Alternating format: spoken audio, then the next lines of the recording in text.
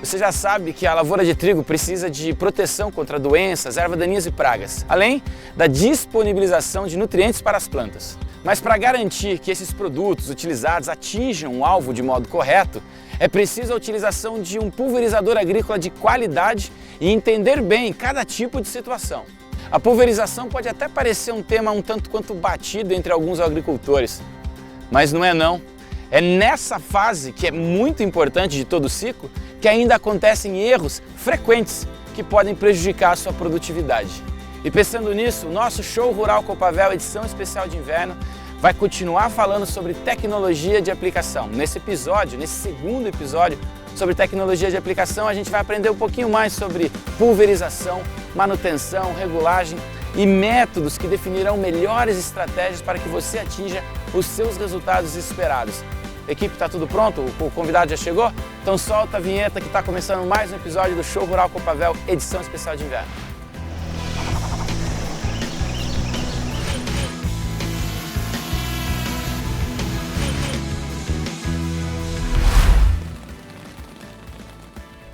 Olá, Mundo Agro, tudo bem? Eu sou Alexandre Minghini e esse é mais um episódio do Show Rural Copavel, edição especial de inverno.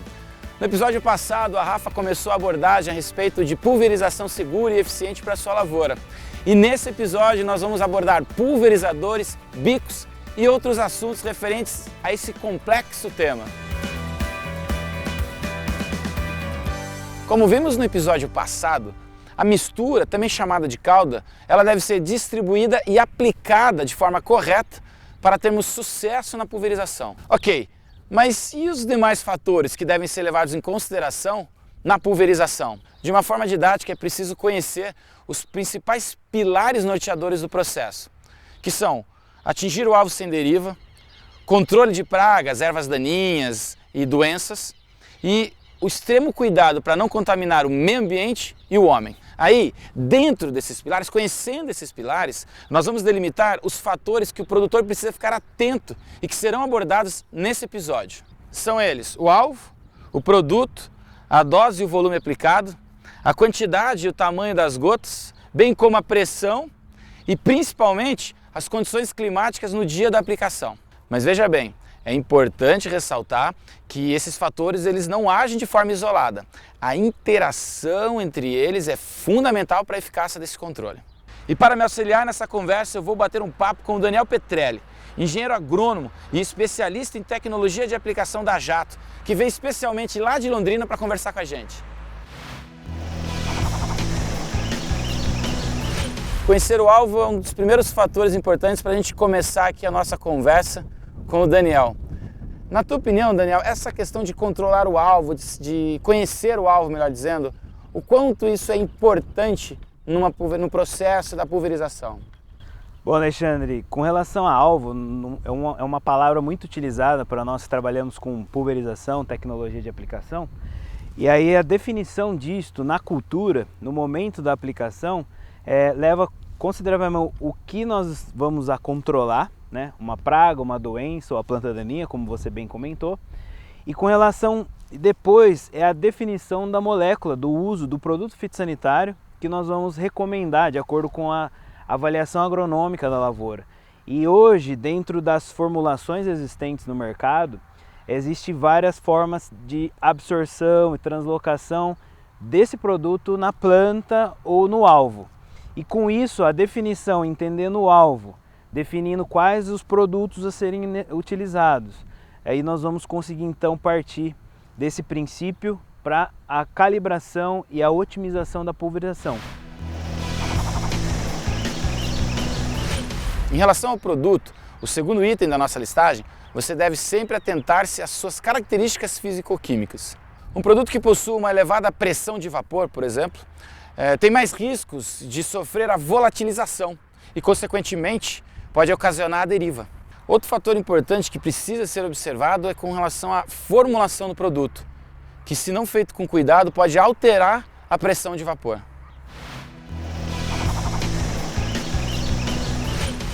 O terceiro item da nossa lista trata da dose, que representa a quantidade do ingrediente biologicamente ativo que deve ser utilizado por área para atingir o alvo.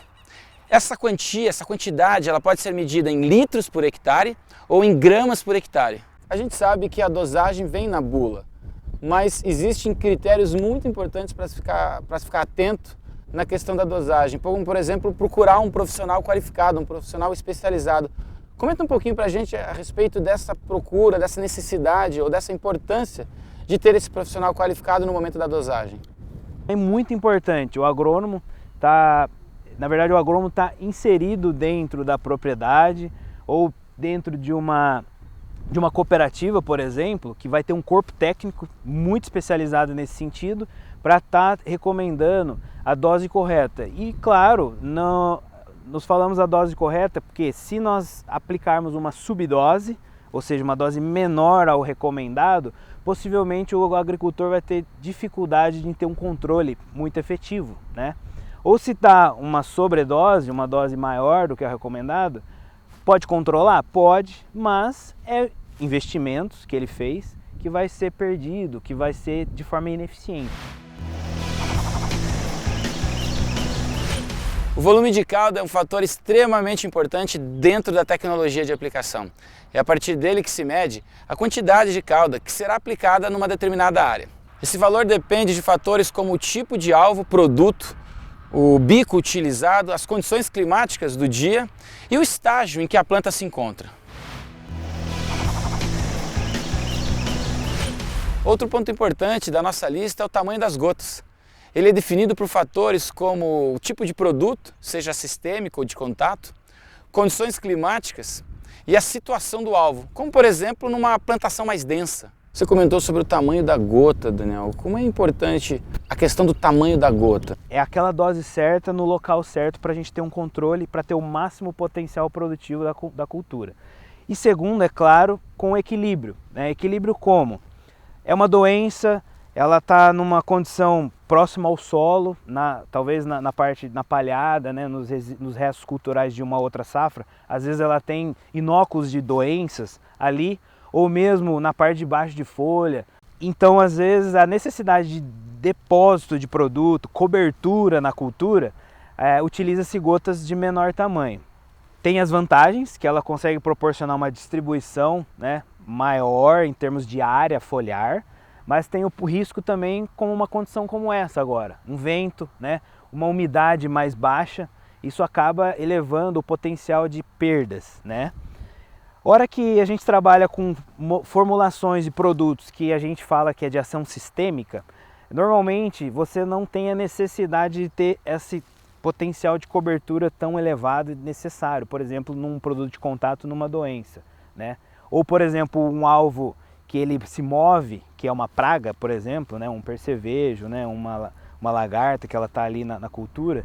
Às vezes é necessário ter uma maior cobertura, depósito desse produto, para que no momento que ela talvez vai ingerir uma folha, que é uma lagarta, por exemplo, ou absorver aí, sugar, né, um fruto ou uma flor, o produto esteja ali para fazer o controle. Uma das formas de alterar a vazão e o tamanho das gotas é através da pressão dentro do sistema. Ela deve ser verificada no manômetro que acompanha o pulverizador e deve sempre ser ajustada conforme as condições especiais de cada aplicação. As condições climáticas são fundamentais para você obter sucesso na aplicação do produto. Você se lembra quais são elas? Vamos lá! Temperatura abaixo de 30 graus, umidade do ar acima de 50% e a velocidade do vento entre 3 e 10 km por hora. Vale lembrar que essas condições são facilmente observadas ou são melhor encontradas pela manhã ou no final da tarde. Daniel, por que as condições climáticas são tão importantes na aplicação? O agricultor hoje, ele não consegue, se nós falarmos das condições ideais da aplicação, visto que existem equipamentos que fazem coleta de temperatura e umidade em tempo real ao longo de toda a aplicação na máquina. E se nós observarmos isso por dados, é um banco de dados enorme, quando nós analisamos o momento que a pulverização ocorreu, a porcentagem é muito baixa do horário ideal que foi feita a aplicação. As janelas são curtas e essa variação ocorre. E o ponto que se fala muito sobre essas condições é para a gente não ter a perda por uma evaporação ou principalmente quando se fala em manejo de planta daninha, o uso de 2,4-D, são herbicidas que são realmente fitotóxicos a outras culturas ou a outras áreas, e com essa condição climática de vento e evaporação, pode ser que ocorra danos, e isso é muito pontuado, né, nas discussões de manejo da pulverização, e por isso que se fala tanto. A gente sabe que nem sempre essas condições ideais podem ser atingidas de maneira simples, de maneira fácil. Nesses casos que o clima está desfavorável e que não há outra saída, como é que o produtor pode diminuir o efeito da deriva, por exemplo? E aí a utilização de tecnologias para redução da deriva, começando principalmente, tem um papel muito importante, é a ponta de pulverização, né? É o bico. Aqui nós temos dois modelos, por exemplo, que são bicos com indução de ar. São tecnologias dentro da parte de desenvolvimento e design de fluxo de líquido e redução de velocidade de fluxo, indução de ar, que faz com que nós aumentamos o espectro de gota, aumentamos o tamanho de gota. Por exemplo, esses bicos, eles são de características de gotas ultra grossas, então ele tem aqui a capacidade de redução de 95% de gotas deriváveis. O que elas são? Gotas que normalmente alguns países falam abaixo de 150 micras, é uma medida em termos de tamanho de gota, ou até mesmo 100 micras. Então essas gotas, elas são um potencial muito grande de serem levadas pelo ambiente ou evaporadas. Então a utilização dessa tecnologia traz muito benefício, mas tem muito mais, né? Por exemplo, aqui a altura de barra da pulverização, né? Em relação ao alvo, tem uma relação de altura específica, e aí também com a adição de espaçamentos entre bicos menores. Por exemplo, aqui nós temos um espaçamento de 50 centímetros, mas nós temos também muitos espaçamentos de 35 centímetros. Reduzindo esse espaçamento, nós vamos estar adicionando um bico ao lado mais próximo, onde que o cruzamento dessa aplicação, desse leque de pulverização, ele vai estar mais próximo, e com isso a gente consegue ficar mais próximo do alvo e ter uma excelente uniformidade de aplicação ao longo da barra. Então isso são pontos, né? Corrigir a altura de barra, velocidade de aplicação, isso é muito importante. Quanto mais a gente, muitas vezes vai mais rápido, né? Esse efeito que a velocidade do equipamento faz com uma condição como essa de vento, como a gente pode observar aqui, ó, numa estação meteorológica com máxima de 25 km por hora, né, média de 10, né? Então tem rajadas, tem momentos que é totalmente variável. Então essas especificações, altura de barra, espaçamento de bico, a taxa de aplicação é muito importante também. Por exemplo, utilizamos gotas ultra grossas aqui, lembrando que a gota ultra grossa ela tem uma menor cobertura por conta do tamanho maior, né? Como nós fazemos para realizar uma boa cobertura? Elevando o volume de aplicação. Então nós vamos ter um volume maior, com gotas maiores, então reduzir muito a chance de perder produto pelo vento, por temperatura e, claro, por esse deslocamento às vezes um pouco em excesso pela velocidade do equipamento. Então adequar tudo isso são pontos extremamente que eles vão somando. E aí no final a gente tende a reduzir e não extinguir, né? Os bicos de pulverização são muito menores do que um pulverizador, claro, mas a sua escolha adequada é essencial para uma aplicação com efetividade. Sabemos que existe uma grande variedade de bicos no mercado e diante de tantas opções, como saber qual é a ideal para o meu caso, para a minha aplicação? Para isso é importante conhecer as características de cada bico. Cada um deles proporciona tamanhos de gota, padrão de propagação de jato diferentes. E a pressão, que a gente já comentou, também pode ser definida pelo bico escolhido. Daniel, existem muitos formatos, né? Muitos modelos de bico. Como é que o produtor rural, como é que o agricultor pode saber o que é para ele, na cultura dele, e especificamente, se você puder trazer para a gente com relação à cultura do trigo, se tem algo específico para o agricultor que está visando a cultura do trigo. Certo.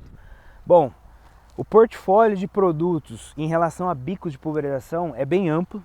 Primeiramente, nós estamos falando de espectro de gota, que tem uma variação enorme para isso, e às vezes no mesmo bico ele tem variações de tamanho de gota. Nós estamos falando também de perfis de agricultor diferente por conta dessas cores que nós estamos vendo aqui. Essas cores representam a vazão do bico em relação a um volume por minuto. Normalmente falam em galões e nós aqui falamos em litros por minuto, né? E com isso acaba tendo um número muito grande de modelos, tá? Um outro ponto para distinguir diferentes famílias de bico, nós podemos falar também sobre bicos com relação ao ângulo de projeção e formato. Por exemplo, esse aqui, cônicos, com 80 graus, com características de gota finas e extremamente finas.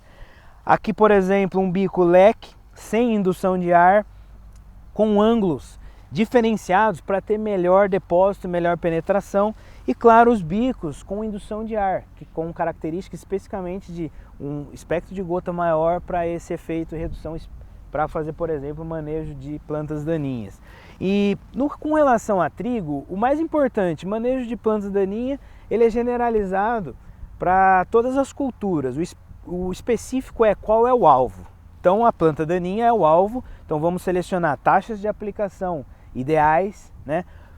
Pontas ou bicos de tamanho espectro de gota para minimizar esse efeito de perda por deriva, que é muito importante. Então aí já começa a seleção dos bicos. Ok, mas em meio a tantas informações, a gente não pode esquecer da importância em escolher um equipamento certo que vai realizar todo esse processo. Um bom pulverizador permite aumentar a eficiência da lavoura e aplicar a exata quantidade do produto no alvo. Além disso, a escolha de um bom equipamento também otimiza a utilização de insumos na sua lavoura. Mas com tantas opções no mercado, a escolha do pulverizador ideal vai depender basicamente do perfil tecnológico do produtor e do tamanho da sua plantação. E é lógico, quanto maior a área da sua plantação, maior vai ter que ser a capacidade de armazenamento do seu equipamento. Porque você assim não para abastecer várias vezes, o que não gera um maior investimento ou maior gasto para a sua lavoura.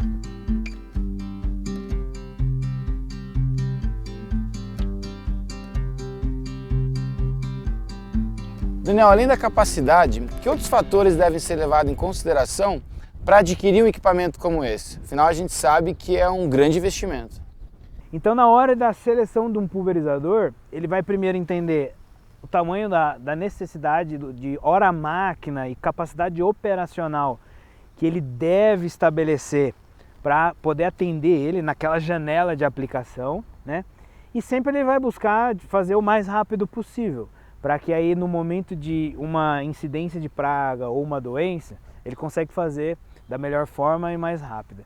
E aí nós sabemos que tem pulverizadores que vai lá desde 400, 600 litros de tanque, né, de tamanho, até barras de 12 metros que vão até 42 metros de barra, né? Aqui é um exemplo, é um equipamento que é de 2.000 litros, é um automotriz, né, Uniport 2030. Então trabalha com tração hidrostática, né? Isso facilita muito na velocidade da aplicação, na tração que isso traz lá na potência com relação ao consumo de combustível, com a rotação do motor variável, isso traz um benefício enorme, mas também uma barra que aqui ela está com 24 metros, ela podendo até ser de 30 metros. Então a definição é com relação sim à área, a capacidade que ele tem produtiva, porque ele vai precisar de soluções aí mais ágeis, com maior capacidade. E claro, o investimento é inerente ao pacote tecnológico que a máquina contém, né? A eficiência que ela traz, até porque nós temos diversos sistemas que vão definir a especificação de um equipamento. E lembrando que a tecnologia ela vem embarcada com certeza nos equipamentos que nós temos na linha 3030, por exemplo, que é hoje o equipamento com o maior pacote tecnológico existente. E depois, à medida que tecnologia vão se tornando mais viáveis, mais comuns, ela vem sendo introduzida no restante do portfólio de equipamento. E nós estamos vendo uma evolução muito grande também nesses pequenos e médios equipamentos, para modo do quê? Aumentar a eficiência, aumentar a qualidade, por conta dessas possibilidades que a tecnologia nos traz. Então, Daniel, a gente pode ter a certeza que estamos diante de uma boa opção. excelente opção de equipamento, capacidade operacional muito interessante, tração 4x4 diante da região aqui que a gente pode observar, tem bastante, né, aclive, declive, isso necessita de potência do equipamento, então é uma solução que traz aí de acordo com o perfil de região, perfil do agricultor, e aí nós temos uma variedade muito grande de modelos que vai encaixar a qualquer agricultor, a qualquer perfil aí que ele necessita, né, da solução.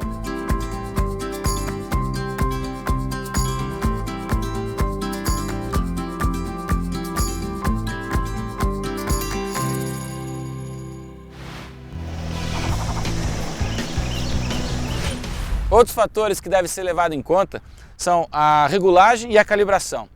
A partir desses fatores é que o agricultor vai preparar o pulverizador para atingir a eficiência desejada para a sua lavoura. Daniel, eu queria que você falasse um pouco para a gente agora a respeito da regulagem e da calibração do pulverizador. Bom, é um ponto que traz todos os processos da pulverização muito importante. Aliás, nós temos lá a cauda pronta, e aí nós vamos falar definição o quê? Da taxa, né, do que bico eu tenho na máquina para realizar a pulverização, dado as características que já foram definidas.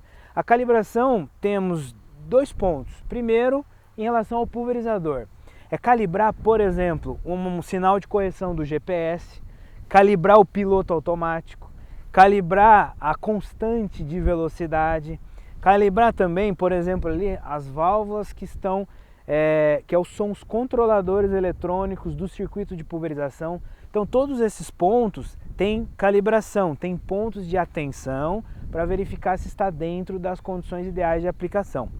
E aí um segundo ponto, que é a calibração da pulverização. Então, dada a definição de velocidade de deslocamento médio aí da área onde você se encontra, taxa de aplicação, que é o volume a ser pulverizado, definição dos bicos de pulverização, os quais já estão equivalentes à relação vazão, pressão do bico, velocidade e volume de cauda, aí nós vamos avaliar o que? Será que essa caracterização, todo esse processo, ele está sendo adequado para a minha pulverização deste momento?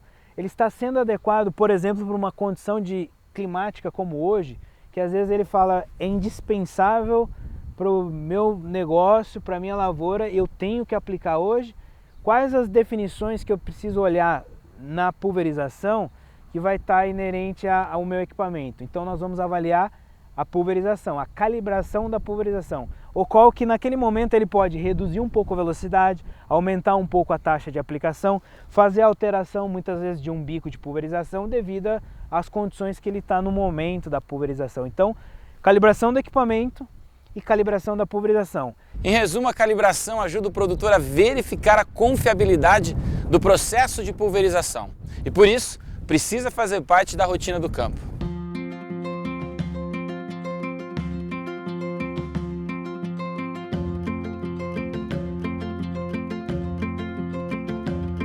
Independentemente da escolha da máquina ou dos bicos, os pulverizadores precisam estar sempre com a manutenção em dia. Mantê-los limpos, calibrados e com peças em bom estado vai melhorar a vida útil do seu equipamento, além de reduzir custos com insumos e melhorar, claro, o resultado, a eficiência da sua lavoura.